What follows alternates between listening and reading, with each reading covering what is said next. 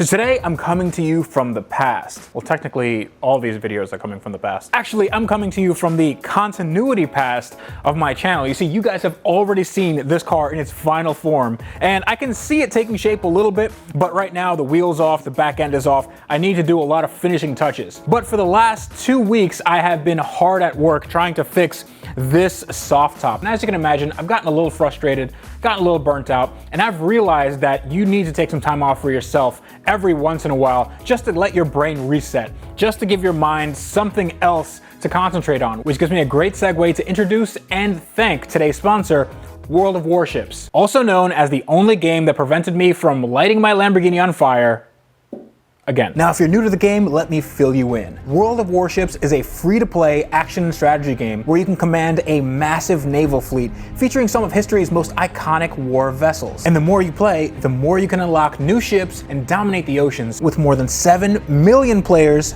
worldwide. It's also a beautiful looking game. It has weather effects that make every single battle unique, and every ship in the game is based off 3D scans of the real-life ship and designed with incredible attention to detail, making the battle as realistic as possible. And with over 200 ships available to play and 11 different nations, you can be sure that no two battles will be the same. So make sure to click the link below to play World of Warships right now for free.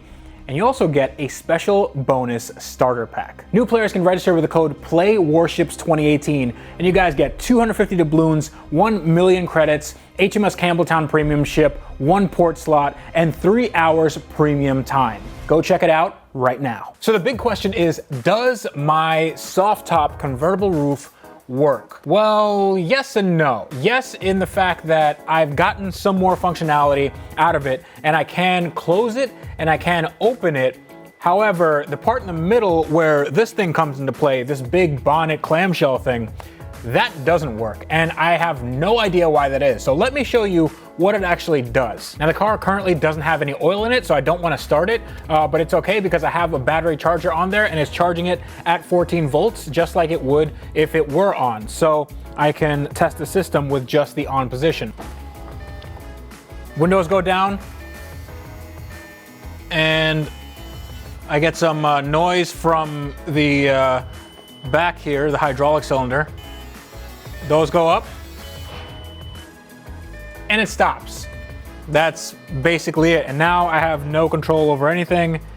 It can't do, yeah, it just says soft top cannot be used. And it's the exact same thing if I manually put this all the way down and lock it. It just tells me soft top cannot be used. So now I'm gonna go over everything that I did to get the top, at least in this working condition, and then I'm gonna see what I can do to try to maybe fix this so it works 100%. I might need your guys' help though. Now, since these ears are up, I can't really drive like this, and I can't get underneath the clamshell, so what I have to do is go behind here. I already took the rear panel off, and just using a T40 Torx driver, I just give a quarter turn counterclockwise, and it releases the hydraulic pressure. And now I can open up the clamshell, and now I can do stuff with the top manually. Now, it still is quite hard to get the top up, and hopefully this carbon fiber holds and doesn't give me any issues. And that's another problem. This is actually closed. Now, I have devised an ingenious method of opening this top up. It's literally just a string on the other side of the car, and I just pull that, and that should open up this latch. Okay, so now that's open.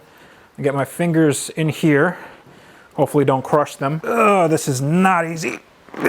Open it like that. Slides back. Don't worry, it's only a $200,000 car. And we have a helper rod here that I got from my vacuum cleaner. And just put it up like that. Something like that. Okay, now we have access to everything. So let's start with a quick overview of this whole system. This is a hydraulic system, so it has some electrical components, but mostly it's hydraulic. So there are 6 hydraulic rams, 2 in the back right here, 1 you can see right there, and the other one on the other side, and then there's 4 in the top. Actually 2 for the opening and closing, and then 2 for the retraction of these wings right here, these flaps. So all those hydraulic cylinders are okay, and they're okay enough. Actually, this one is leaking a bit. I'll show you that in a second. But all the hydraulic cylinders, they're not leaking to the point where they'll have a massive fault or they won't hold pressure. And they do seem to be in serviceable shape, other than the fact that the ones over here don't seem to work. Now here are some possible issues. So this hydraulic ram is one of the main problems that I've been having. So this sustained some fire damage, not only to the cylinder itself. The cylinder actually cleaned up pretty well. It seems to be okay. But the lines were completely melted, and so was the harness. And the harness has these two little Hall effect sensors. They're essentially magnets, and they can sense whether this rod, how far this rod is in this hydraulic cylinder. And that tells the computer how much the hydraulic ram is extended. Now, it wouldn't be very smart of me to just leave this as it were and not fix anything. So I had these hydraulic lines rebuilt. I had them rebuilt by a really good company, actually, that has been helping me out with this entire project. Company called Top Hydraulics, and they are in Oregon, and I'll link them in the description below. They actually sold me this and also some other lines on the other side of the car, but they let me know a bunch of stuff about this system that I didn't know before, where the micro switches were and what these sensors like to see. So this harness was actually in really bad shape, so I had to replace the entire thing. So I said, why not replace the sensors as well? The problem is Lamborghini won't sell you these sensors. You have to buy the entire assembly, and this one rod, this one hydraulic cylinder is more than $2,000 from Lamborghini. So that is, yeah, that's not in the cards for me. So what I did, I just took these sensors off, and I realized that they have a part number. They are just regular generic sensors, and I found them online, and I found a bunch, and they're about $9 each. I got some of these, and I replaced these with brand new ones, yet we still have the problem. So the problem cannot be with this. Perhaps it's in the wiring. So the wiring, I traced back all the way until it wasn't burnt anymore, and then I fixed everything. I actually put another connector, a 4-pin connector, brand new, and that didn't work. So I measured all the resistance and all the voltages coming in here. And I actually took this off just so I can push this down, just so it has the right stroke, and that does not look right. What I meant to say is that the sensors were reading properly, so this was not the problem. Another potential issue that a lot of people were having, at least a lot of Spider owners are having, was that latch back there. What happens is that latch, sometimes the micro switch gets dirty, or the latch itself doesn't come undone, or it's just adjusted improperly. And what happens is it tells the computer that it's closed when it's really open, or it's open when it's really closed. So what I did is I took everything off. I made sure that when it closed, it closed. I measured the resistance for the micro switch, so that couldn't have been the problem. So another thing I found that was less than good is this. That cylinder is leaking pretty good, so that cylinder is gonna need to be replaced. But the problem is this cylinder, to replace it, I have to take off the entire top. Fortunately, it's not leaking bad enough that it's gonna kill the entire system, but that's gonna be a pain in the neck. I'm gonna get to that later on. But just in case that wasn't bad enough, here is another, let's call it another pain in the neck. In order to refill this system with hydraulic fluid, you have to take off basically the whole interior. You have to take some of the seats apart, you have to take this back dash panel off, and the pump itself, where you put in the fluid, is underneath here. Now I have all these interior panels already in place, so I'm not going to show you where that is. However, I've done a little bit of a modification to make it a lot easier to refill that system, because I think we're going to need refilling at some point. So right down here, I made a little hole, little access panel, and you might be able to see, yeah, right there. You see that gold thing right there? That is where you fill up with fluid. And all I have to do is put a borescope down there, just a little tiny camera, and I can see what the level is. So that turns a 4-hour job into a 15-minute job. And all I had to do was just cut this thing apart, and I also put on some of these rubber stoppers just so I don't cut my hands up. So I think in the future I can probably put a hose that comes up here just so I can fill it really easily, but that is a project for another day. But that saves me a lot of time in the future. So then I got to thinking, what do electronics like to see? And they like to see a power and a ground. and the ground is to the body, and this is one of the grounds. This is the clearest ground, the clearest path to those sensors right there that we just talked about. So this ground was a little bit corroded, but nothing to write home about. It wasn't that bad. So I just took it off, I cleaned it up, made sure that was really good metal to metal contact, and I checked with my multimeter to make sure that there was continuity. But in addition, I also checked these guys right here, and there are two grounds right here. So these two grounds, actually one was really corroded, and I made sure to clean that up and check the continuity for that. But these are all clean, but still the problem persisted. So then I decided to come in here and see if there's anything I can do on the interior, and there was. I took off this panel, and you can see these rods connect to a motor that goes in and out, and this connects with the header panel right here. Now, I didn't know this, but the people at Top Hydraulics, actually Klaus from Top Hydraulics, shout out to him, he told me that there were two micro switches in here. There's one right here and another one right there, in addition to two micro switches right here. So I checked all of these micro switches, the ones in here and the ones inside, and they all seem to be fine. So that wasn't the problem. So at this point, I became increasingly frustrated and sort of burnt out, and I wanted to know what the problem was because I couldn't see it. So at this point, it was looking more and more like a wiring or ECU problem. But thankfully, I spent the money and got an ECU, and this is a stock ECU, a top ECU for this car. The part number is 407959255. Not to be confused with the Audi R8 part number 427959255. Exactly the same, slightly different. I'll mention that later. The reason why I got a new one is because when I was taking this apart originally, I found a bent pin, and you don't want bent pins in something as complex as this. You want to make sure that you don't have any short circuits, and you want to make sure that the power or the grounds or the signals are getting where they're supposed to go. This is actually the old one, so I installed a new one. New one goes right back here, and when I plugged it in, it did exactly the same thing. No change whatsoever.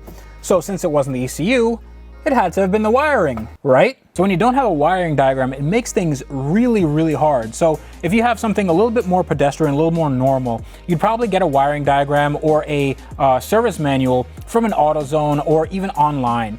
You can't get that for this car. There are sorta kinda wiring diagrams and manuals, but none of them are for the Spider and none of them are for my year car. So what I had to do was I had to make my own. Don't worry about these burns. I just wanted to make it more authentic in case somebody goes treasure hunting in this car later on. Oh, by the way, for those of you typing in the comments right now that I should get the original factory wiring diagram from Lamborghini, I already got it, and it's worthless. I had an electrical engineer check it out, and he said, you can't use this. There's nothing usable in this diagram. That was $500 well spent. What I had to do next is I broke out my multimeter, and I tested every single wire for continuity, power, ground, what they possibly could be, resistance, everything that I could think of, voltage drop, just anything that would give me a clue as to what they did. And I sort of narrowed it down. You see, if you take apart this ECU, you can see the inner workings, and you see that there are two relays right here. These are sort of double relays. They have two jobs. They put current. They have two coils inside them instead of one coil for a regular relay. And this relay, when I tested it with my Diagnostic software, you can do an actuation test. This relay was clicking fine, but this relay, when it was energized, it just started chattering, and I asked you guys for help on Instagram. Hey everyone, hope you're having a fantastic Black Friday. Don't get into any fistfights over big screen TVs. Now, this is my Lamborghini soft top ECU. I need some help. I've been doing some wiring. I've been hacking up the harness just to see how bare bones I can get it, because I'm having a problem with these relays right here. This one is, they control different functions of the top. This one is okay, and this one is clicking a lot. So if I go to my Diagnostic software and I test this one out, so it just clicks, power flows through pretty good. And then if I go to the next one, it just does that. and it gives me low voltage. Now, I've already tried another ECU. I have another ECU over there, and this is what's preventing my top from going up and down. So the only thing I have connected here is power, ground, 2 communications ports, and a switch 12 volt. So I'm not sure what the problem could be. Let me know, please. So at this point, I'm a little bit stumped. So one of you actually sent me a wiring diagram for an Audi R8. And the part number for these ECUs, the Lambo versus the Audi one, they were only off by 1 number. And if you look at them, they look exactly the same. And I thought to myself, this could probably work. So I did some more research. A few hours later, I realized that it was not the same. Not at all. So Audi does not use a hydraulic system. Audi uses a combination hydraulic and electric system where it has electric motors at each of the corners, and it has a hydraulic component for the soft top portion. So it's not the same at all. The pinouts were completely different. I had powers going where grounds were going in here. It's just a completely different firmware, and I couldn't use any of it unless I wanted to rewire this thing to work like an Audi system, but that wouldn't even make any sense. But for now, I'm gonna unfortunately keep it like it is because I don't have any more ideas. But I can put the top up and I can put the top down. Just takes a little while longer than stock. So hopefully you guys can help, and hopefully I'll have some more ideas in my brain thing up here, and maybe doing other projects will jog my memory and give me some more ideas, because this thing right now, you guys have already seen it done, but I need to get to work making sure this is done so you guys can see it, which you already have. Continuity. So I want you guys to stay tuned for my new projects. I'm really excited to show you guys what I have coming up, and there are a few projects that I haven't mentioned to you that you are going to love, on top of the ones that you already know about, the Bentley, the Ferrari, and my daily drivers. So that's going to be real fun coming up. In the next maybe few days or so, you'll get more updates on that. But right now I got to get to work, and hopefully you guys already like the results of the progress. So if you'd like to contact me, you can do so at the links below. That's all my stuff down there. And if you want to buy a shirt, links below as well. I'm gonna have new shirts regularly over 2019, and 2019 is looking to be a really good year. So until next time, it's me telling you that on cars like this that you've already seen, but hopefully you really liked, you guys need to wrench every day.